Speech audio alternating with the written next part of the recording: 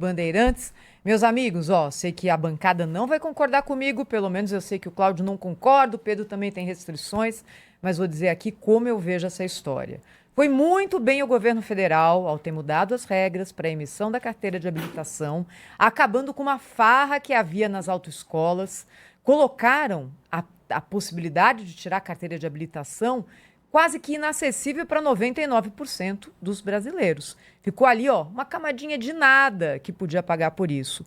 Aplaudo também o que fez o governo do estado de São Paulo, mudando regra de baliza no teste prático e fazendo com que seja possível que a pessoa faça ali, e tenha isso escrito na habilitação, que ela está habilitada para dirigir carro automático.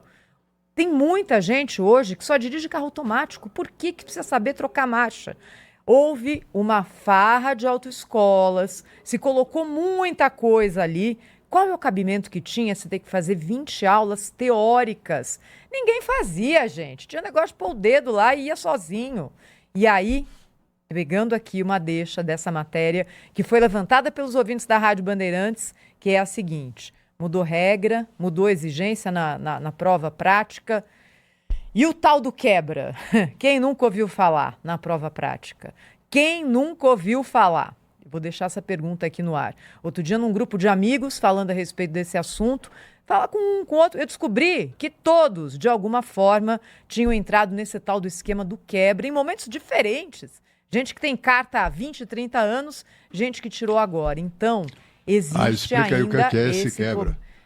Cláudio, é o velho e bom. Molhe a minha mão que você passa no exame. É isso, basicamente é isso. Isso aí acabou, Cláudio?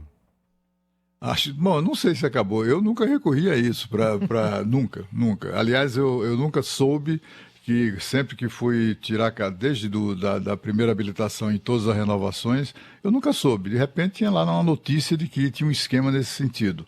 Parecia ser uma coisa mais restrita. Não sei, realmente eu não sei. Eu considero, viu, Thaís, eu continuo achando que foi uma decisão irresponsável, porque, afinal de contas, se havia uma farra de autoescolas, então que se corrigisse isso. Né? O que não pode é colocar veículos que são verdadeiras armas, que matam, nas mãos de pessoas que são pouco qualificadas para isso. O que é que o governo fez por pura demagogia em ano eleitoral? Né? O que o governo fez foi retirar as exigências de qualificação para se guiar no Brasil. Isso é absolutamente criminoso, é de uma irresponsabilidade criminosa.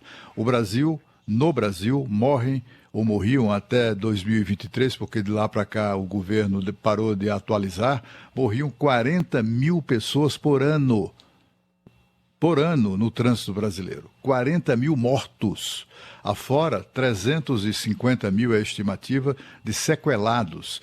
Gente que ficou paraplégica, tetraplégica, gente que ficou que foi submetida a amputações.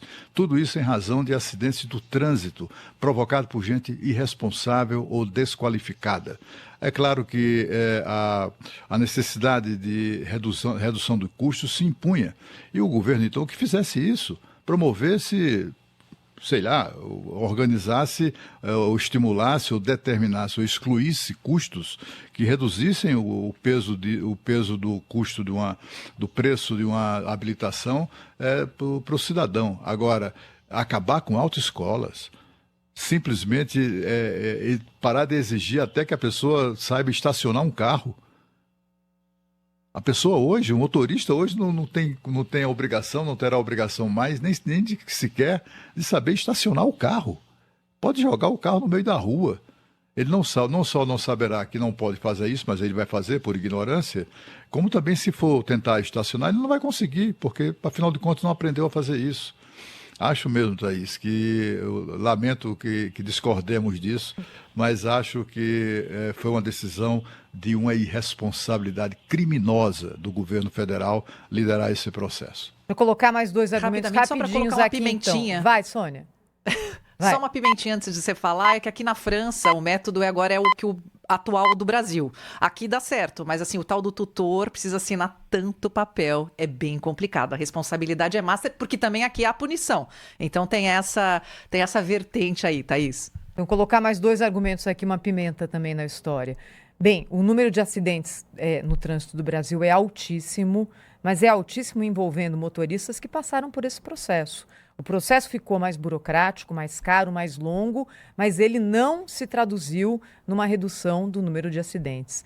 E há uma outra questão: muita gente estava dirigindo sem carteira de habilitação, o que é perigoso porque não coloca a pessoa dentro do sistema de trânsito e não faz com que ela tenha um mínimo ali, um mínimo de fiscalização e de exigência, mesmo que a prova hoje seja rigorosa.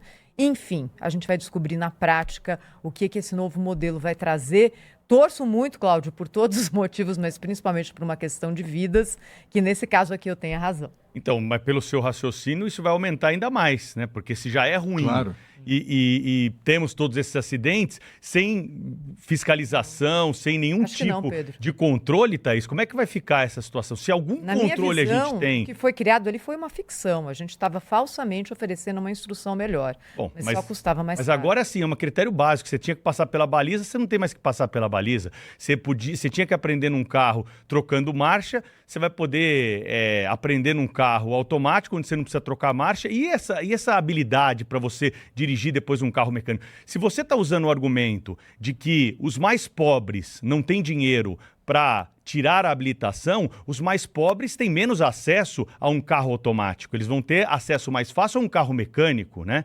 Então, são argumentos absolutamente conflitantes que nós estamos tratando nesse caso. Além do que, é o seguinte, o governo está barateando hoje o preço da CNH, mas ele está aumentando o custo do SUS. Porque se você for no hospital de trauma, você vai encontrar lá a grande maioria dos internados vítimas de acidente de trânsito. Em sua grande maioria, motociclistas de trânsito. E isso é o quê? É um despreparo que nós temos dos nossos motoristas. Não adianta querer comparar com a realidade da França. O trânsito de São Paulo é absolutamente diferente do trânsito que acontece em outras cidades do mundo. E cada cidade tem as suas regras, cada região tem as suas regras, justamente porque é algo muito regional ali, tem as suas características próprias. Mas aqui tem punição severa. Com outros países, Sônia, Pois não com esses países, Cláudio. Exatamente. Eu acho assim, o que o governo deveria fazer, reduzindo os custos, zerando o custo. Mas esse governo não sabe fazer isso não, Cláudio. Esse governo não sabe reduzir. Pelo contrário, só sabe aumentar imposto. Pois é, só sabe aumentar imposto. Agora, se o governo tivesse preocupado com a vida humana, né, o que ele faria era apostar e investir na qualificação do motorista. Exigir, punir, a punição, a que se refere a Sônia, e também a qualificação do motorista, e não na desqualificação. É simplesmente assim, olha, meu amigo, vai guiar carro quem quer.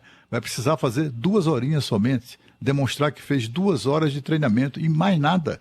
E vai para a rua, vai para a marginal, vai para as rodovias. Gente que mal aprende a dirigir na cidade, de repente ele vai dirigir em rodovias. E exatamente são essas pessoas desqualificadas que acabam fazendo manobras bruscas, manobras ilegais, que provocam acidentes. E quem é que se envolve nesses acidentes? Aqueles habilitados que não fariam, pelo menos a maior parte deles sabem que não podem cometer aqueles erros. Eu acho, de fato, algo muito, muito triste, porque estamos falando, minha gente, se considerarmos que aumentou esse número, mas se considerarmos que a média é de 40 mil mortos no trânsito do Brasil, isso é mais do que os terroristas do Hamas afirmam terem sido mortas pessoas na faixa de Gaza. E tem mais uma coisa, em relação ao quebra, né, que a Thaís levantou, qual foi a atitude do governo em relação a isso? Porque o quebra não é só responsabilizar a autoescola, tem que ser responsabilizado. Eu não tenho procuração nenhuma de autoescola aqui para defender, tem muita autoescola picareta, e todas que participam desse movimento... Mas aí são os governos estaduais, né, Pedro? Então, mas aí vamos fazer uma operação, em relação a esse fiscal corrupto que aceita dinheiro para passar o candidato. Não jogar tudo na conta da autoescola, porque sem o fiscal corrupto, a autoescola não pode fazer nada. Não adianta você chegar na autoescola e falar, eu quero pagar o quebra. A autoescola fala, eu preciso pagar isso aqui para o responsável ali pela avaliação, né? E isso não está acontecendo. A baliza é uma questão estadual, não estou direcionando aqui. É em São Paulo que a baliza deixou de ser obrigatória. Não é uma determinação federal. São Paulo aqui e outros estados. Brasília também, né? Do Distrito Federal. Então, assim, também, né? É a questão como se está se tratando esse assunto, sabe? Querendo vender para a população. Olha, nós somos bonzinhos, estamos diminuindo o preço. Mas a que custo que nós estamos fazendo isso?